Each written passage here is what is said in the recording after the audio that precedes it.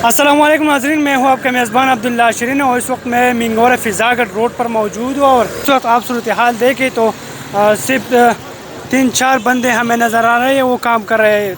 हालांकि होना चाहिए था, लोग से मेरी जब बात हुई तो उनका ये कहना था कि इधर हेवी मशीनरी जो है ना उसके साथ ये अगर हो जाए तो बेहतर होगा, क्योंकि ये दूसरी मरतबा है।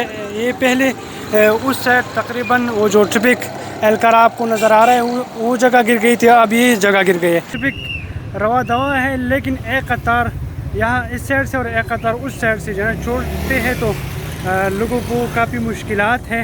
रियाज अहमद, क्या कहेंगे इस रोड के हवाले से?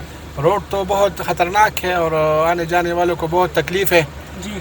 हम गवर्नमेंट से दरख्वास्त करते हैं कि इसको जल्द अज जल्द बहाल करें, आने जाने वालों को मसला है। हम लोग बहुत परेशान है इस वजह से, क्योंकि हम लोग जो है ना इस रोड पे आते जाते हैं और लोगों को भी बहुत परेशानी है, हम लोग को ख़ुद को भी जो है ना बहुत ज़्यादा परेशानी है। तो हुकूमत को ये ख्वाहिश है कि मेहरबानी करे ये रोड जो है ना जल्दी जल्दी जो है ना बना ले। सर क्या कहेंगे, रोड ये दूसरी मरतबा असल में तो वो डॉक्टर हम तो यहाँ पे ये किडनी हॉस्पिटल आते हैं ना रेगुलर।